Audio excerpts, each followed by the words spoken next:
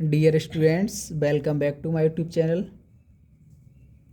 10th class का जो 16 फरवरी को हिंदी का बोर्ड एग्ज़ाम होना है, उसी का हूबहू मॉडल पेपर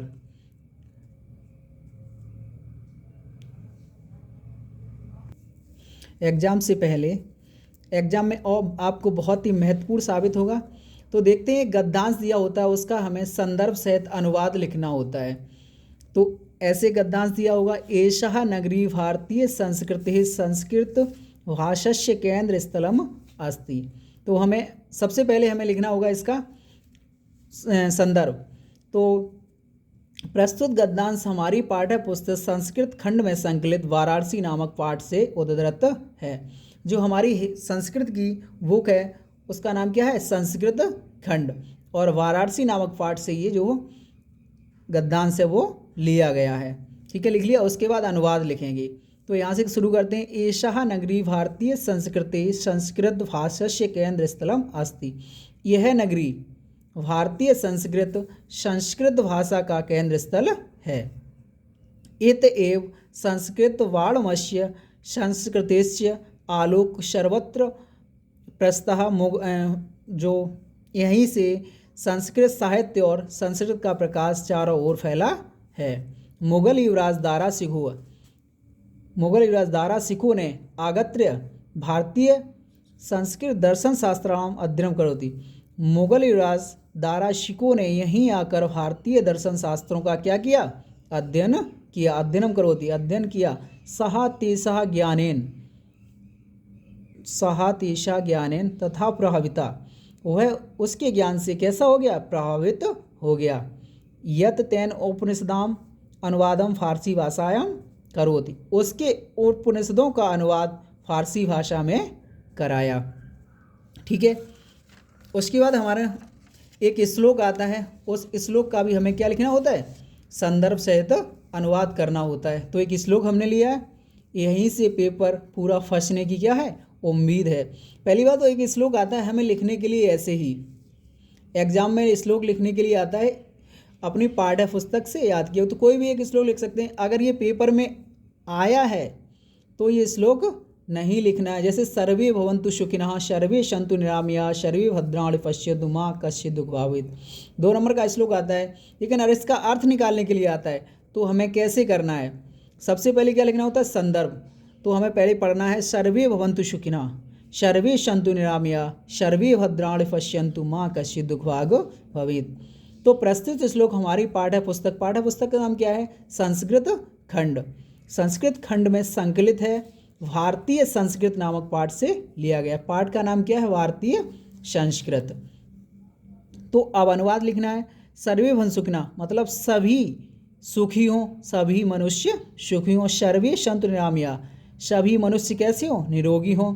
सर्वे भद्राणि पश्यन्तु मा कश्चित् दुःख भावेत् सभी का कल्याण हो और कोई भी दुख का भागी न हो। ठीक है, उसके बाद हमारे क्वेश्चन आंसर्स आते हैं जो वो लिए हैं हमने। तो क्वेश्चन आंसर हमारे जैसे मिलेगा, वीर कैन पूछते, तो आंसर हमें लिखना वीर वारण पूछते। वीर क्यों पूजे जाते? वीर वारण पूछते। दूसरा क्वेश्चन लिया, अलछेंद्र कहाँ आसीत? अलछेंद्र यवन देशस्य राजा आसीत। बहुत ही मोस्ट इम्पोर्टेंट है हमारा ये। ठीक है, पेपर में आने के फुल चांस हैं।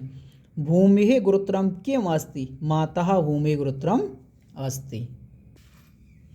अब हमारा एक रस आता है। ठीक है, तो हमने करोड़ रस लिया है। करोड़ रस की परिभाषा जो अब की बार आने की उम्मीद है, ये मोस्ट इम्पोर्टेंट है। कैसी है? इम्पोर्टेंट है। तो क्या होता है? भाव विभाव अनुभाव संचारी भाव के सहयोग से करोड़ रस की निष्पत्ति होती है। करोड़ रस का स्थायी भाव जो है वो क्या होता है? शोक होता है। क्या करना है हमें? इसकी परिभाषा लिखनी है करोड़ रस की, और एक एग्जाम्पल लिखना है।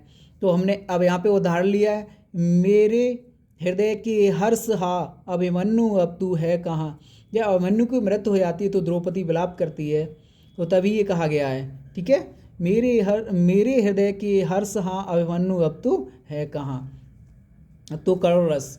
ठीक है, हमारा ये कैसा हो गया? फिनिश। उसके बाद अलंकार लेते हैं। अलंकार का हमारा टॉपिक है, उसमें किसी एक अलंकार की परिभाषा उदाहरण सहित आएगी। कैसी आएगी? उदाहरण सहित। हमने यहाँ पे 3 लिए हैं, लेकिन इम्पोर्टेंट रूपक अलंकार है, आपको ये सही से देखना है, ठीक है। वैसे करा तीनों दे रहा हूँ, इसमें से किसी एक की उदाहरण सहित क्या आएगी, परिभाषा। सबसे पहले हम रूपक अलंकार लिखते हैं, तो यहाँ पे लिखेंगे परिभाषा। अब लिखना स्टार्ट करेंगे। जहाँ उपमेय में उपमान का भेद रहित आरोप किया जाता है, वहाँ कौन सा अलंकार होता है, रूपक अलंकार होता है। उदाहरण लेंगे, यहाँ पे ऐसे उदाहरण डालेंगे, उसके बाद लिखेंगे चरण कमल बंदो हरे राई, हो गया।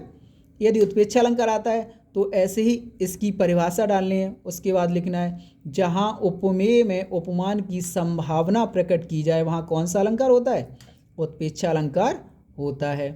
अब उदाहरण लिखना है सोहत ओढ़ पीठ पटु श्याम सलोने गात मनोह नील मणि मणिशैल पर आपत पर्यो प्रभात, ठीक है।